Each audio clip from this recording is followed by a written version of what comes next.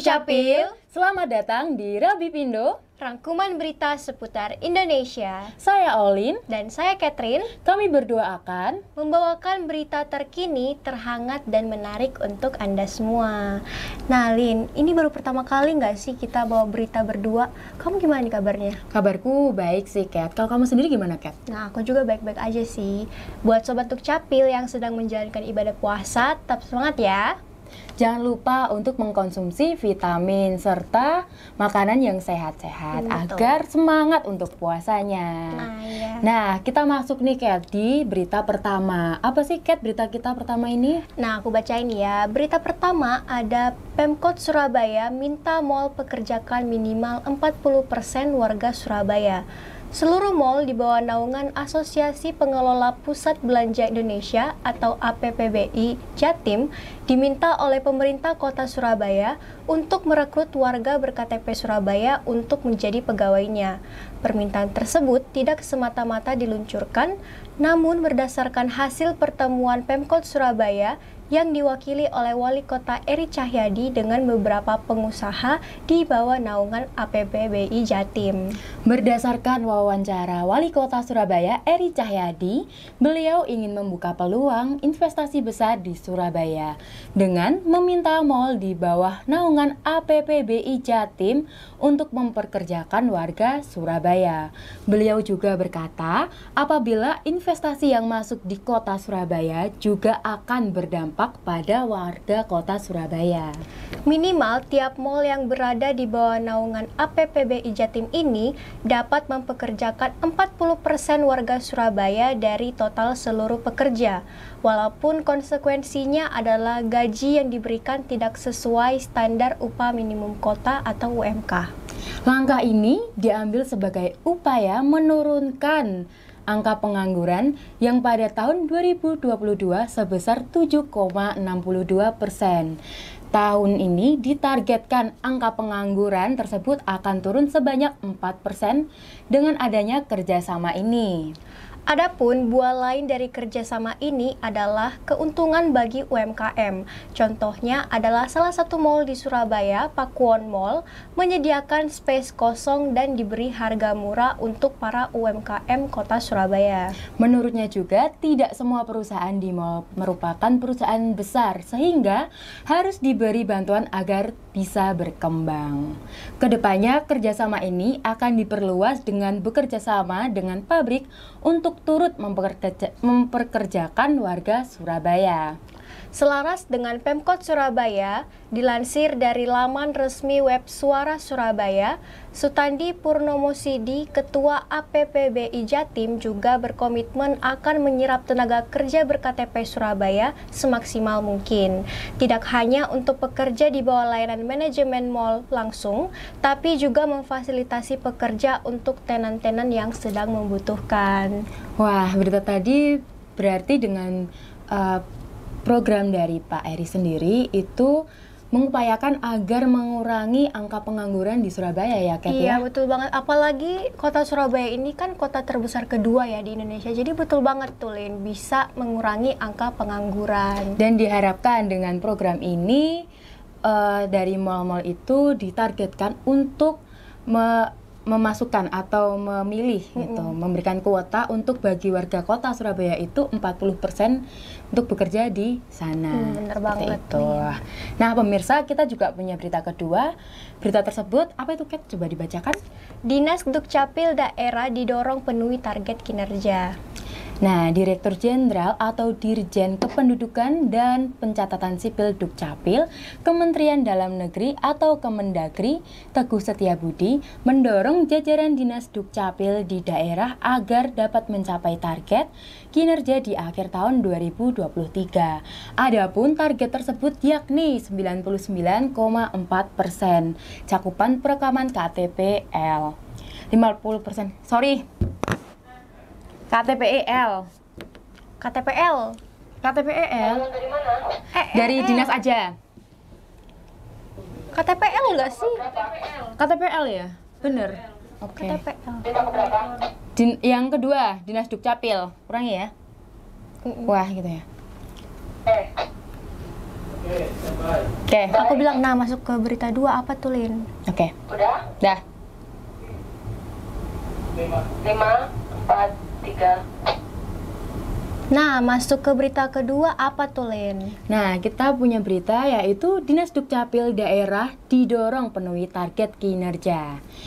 Direktur Jenderal atau Dirjen Kependudukan dan Pencatatan Sipil atau Dukcapil Kementerian Dalam Negeri atau Kemendagri, Teguh Setiabudi, mendorong jajaran Dinas Dukcapil di daerah agar dapat mencapai target kinerja di akhir tahun 2023.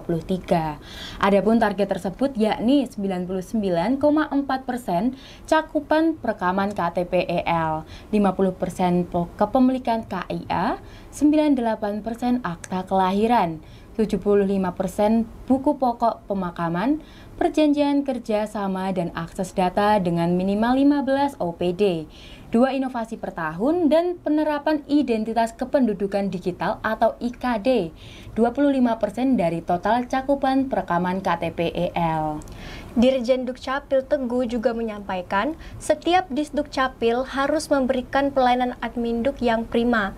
Pelayanan harus dilakukan secara gratis dan tidak terdapat pungutan apapun. IKD atau KTP digital adalah kebijakan nasional yang secara bertahap akan menggantikan KTP-L. Seluruh Kadis Dukcapil juga dihimbau untuk mengupayakan tercapainya target 25% dari total seluruh perekaman guna menyukseskan upaya tersebut. Teguh meminta seluruh jajaran untuk melakukan sosialisasi secara masif kepada masyarakat di daerah.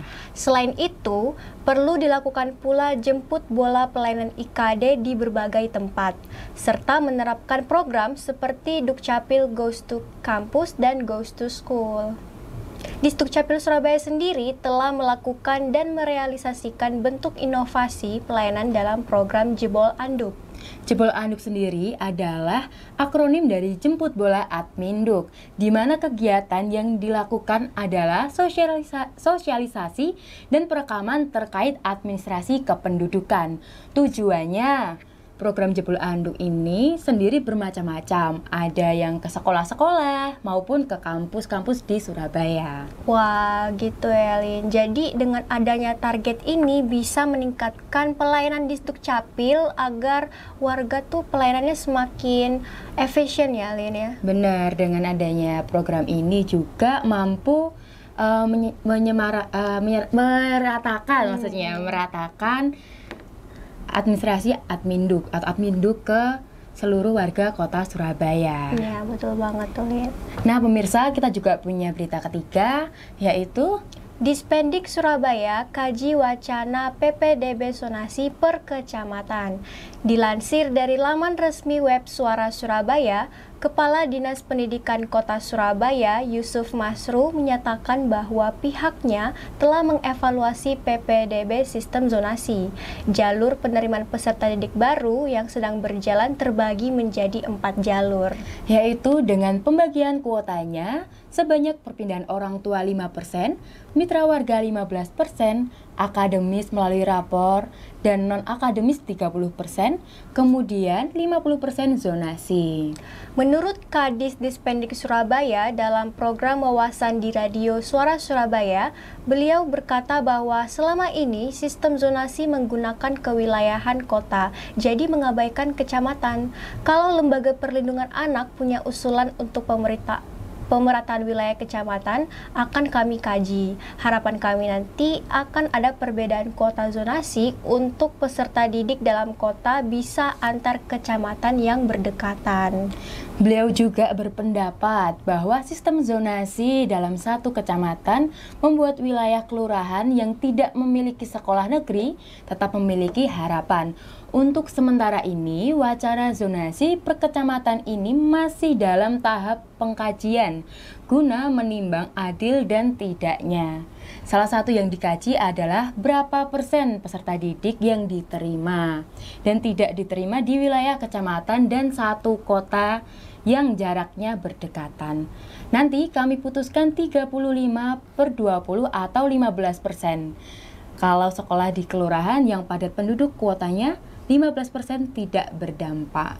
Hasil evaluasinya nanti, apapun itu selama bermanfaat bagi warga Surabaya, pasti akan diterapkan. Evaluasi ini juga dilakukan dengan melibatkan masyarakat dan sekolah swasta, agar jangan sampai sekolah swasta di Surabaya tidak mendapatkan peserta didik. Adanya usulan PPDB zonasi per kecamatan ini sendiri diusulkan oleh Lembaga Perlindungan Anak atau LPA Jawa Timur.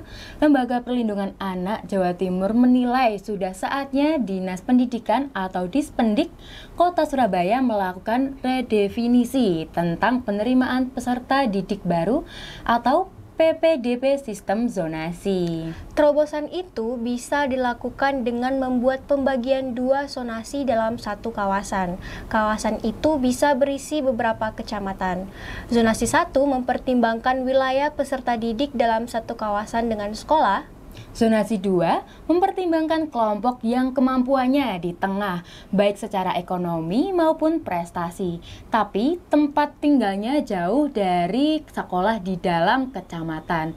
Yang sama, zonasi 1 diberikan kuota 35% dan zonasi 2 diberi kuota 15%. Jadi, menurut berita yang kita bawakan ini, Kat, yaitu Dispendik Kota Surabaya itu mengkaji tentang wacana PPDB zonasi per kecamatan. Jadi diharapkan dengan adanya kajian ini bagi siswa yang ada di kecamatan yang tidak ada sekolah negerinya untuk tidak khawatir. Jadi mereka tetap bisa sekolah di negeri seperti itu. Iya, betul. Nah, menurut kamu kalau yang swasta gimana sih, Kat, itu kalau misal dengan kajian seperti ini? Iya, tadi kan udah dijelasin juga ya bahwa sekolah swasta tuh nggak perlu khawatir karena akan mempertimbangkan juga nih kalau pasti ada kok peserta didik yang mendaftar di swasta gitu, Lin. Baik, jadi pemirsa, berita tadi menutup perjumpaan kita di Rapi Pindo kali ini. Tapi Sobat Dukcapil nggak perlu khawatir nih. Untuk informasi selanjutnya bisa follow sosial media kami yang tertera di layar Anda. Baik, saya Olin. Dan saya Catherine. Kami dan segenap kru yang bekerja mengucapkan terima kasih dan sampai jumpa.